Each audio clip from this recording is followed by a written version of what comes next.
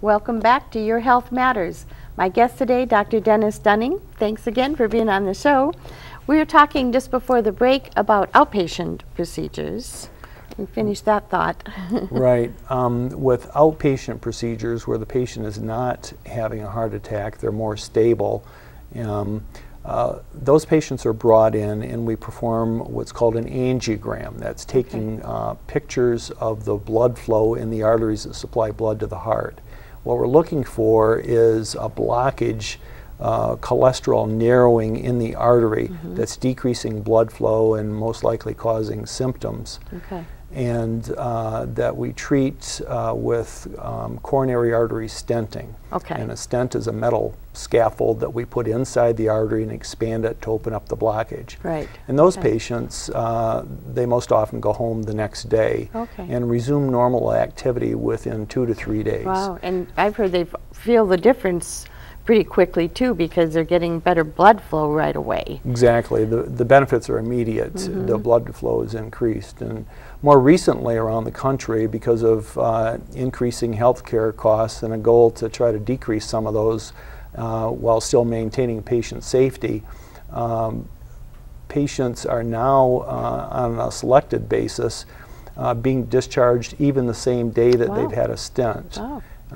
If they live locally and their stent is placed early in the morning and everything went as planned, then they may be able to go home the same day. Oh, very good. Now you also mentioned you do a procedure, and I'm not even going to try to say it, but that deals with holes in the heart you talked about. Yes, some patients are born with an opening between the two upper chambers of the heart, and there are two forms. One is called patent foramen ovale, and the other is an atrial septal defect. They're both defects in the same partition between the two chambers, but they have different implications. The first one, the patent foramen ovale, can lead to stroke or TIAs or transient ischemic attacks, which are mini strokes. If patients have those, they may require closure of that, which in the past had required open heart surgery. For the past 15 years, we've been doing this with a closure device that's placed through the artery in the groin up into the heart and close it that way. That's pretty cool. That's quite a long ways, too.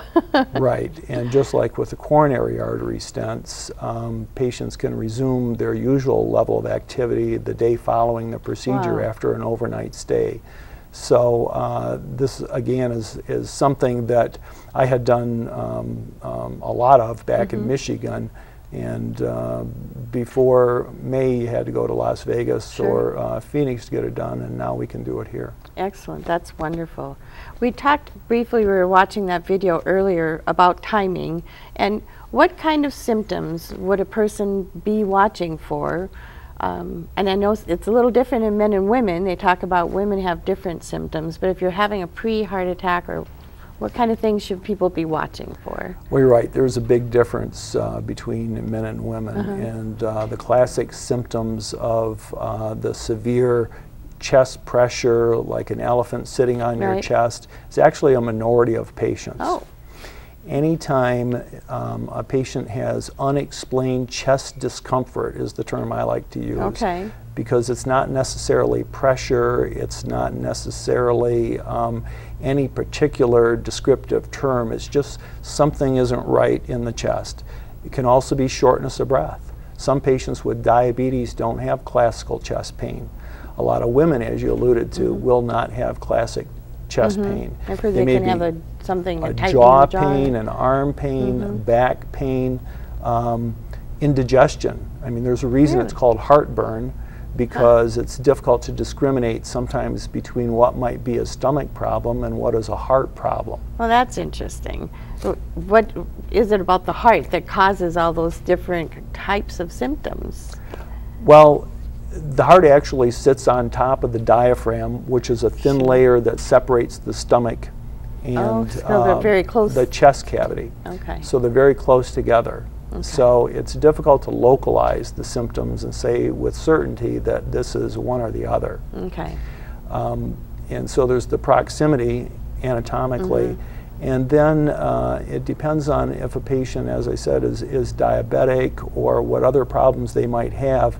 Your symptoms are different. It differs between men and women, and it's not quite clear why there's that difference in symptoms. That hasn't been well studied, but it's there. Right, they just don't know necessarily why it is. That's why I try to speak in more general terms of chest discomfort or an impending doom. I've had patients say that they know something's wrong, they have a hard time describing it, but they know it's not right. If you feel that, your heart needs to be evaluated. Okay. So in those cases, though, you may not necessarily need to go to the ER, but am I right? Or should they go to the ER anyway?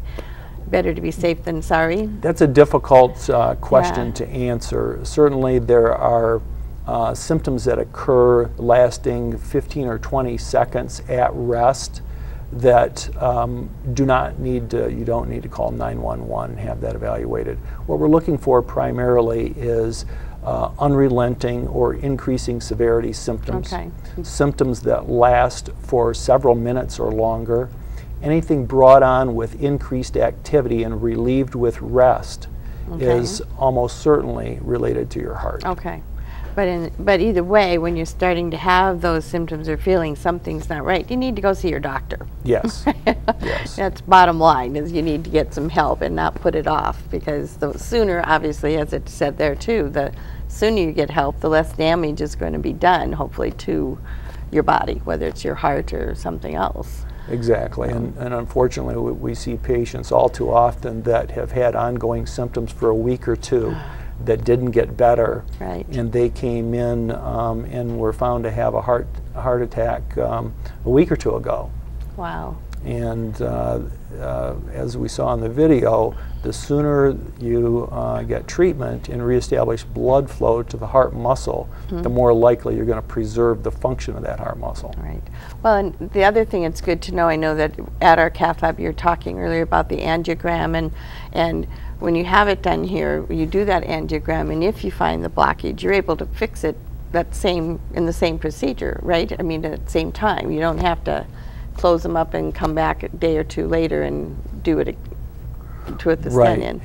It all depends. Sometimes we do what are called staged procedures. In other words, if someone is coming in with a heart attack, they can have blockage in more than one artery. Sure. And we treat what is the culprit artery, the artery that's causing the heart attack.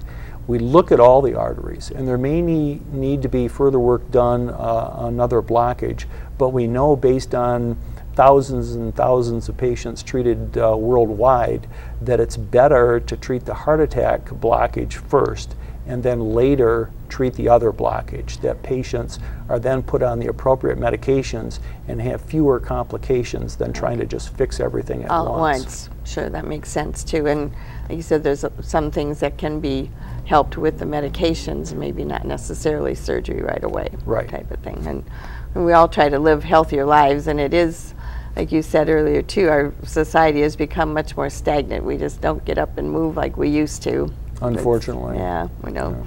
I try. We've got our beautiful wellness center here, so I use that as much as I can to keep that blood moving. Are there other procedures that you'd like to share with us on the program that are either new to KRMC or that you're especially proud of? Venous procedures. So just so that the audience understands, arteries take blood away from your heart to your legs, to your brain, to other locations. Veins take it from those locations back to your heart, so it's a complete circuit. Venous clotting, or deep vein thrombosis, is a term that's commonly used in the medical community. Has been a problem for a number of years and treated primarily with blood thinner, Coumadin or warfarin, rat poisonings. That's been the only form of therapy up until the last few years. And now what we're finding is that if we're a little more aggressive about relieving the clot burden in a person's leg, which is the most common place that the deep vein thrombosis develops, that we can significantly improve their long-term outcome. The swelling that people get in their legs can be relieved within the, sooner is always better, but certainly within the first 2 weeks after it develops. And if we can treat that blockage and remove the clot and reestablish normal blood flow, they may have no residual swelling whatsoever. Oh, wow. And like I said, this is new to Kingman, certainly, but it's new nationally as well. And the results are very impressive. Wow, amazing. I'm so glad that we have you here and that you're able to offer those procedures now. That's incredibly wonderful. Thank you. And I know there's a lot of us here at KRMC. We're very proud of our hospital, but it's always wonderful when we get the new docs here that can help expand our services. That's great to have you on board. Well, we appreciate you joining us today. If you have any questions about the program, you can always call me at 757-0664 or check out our website. Dr. Dunning's got a page on that for more information about him as well. Thanks for joining us. I'll see you next week.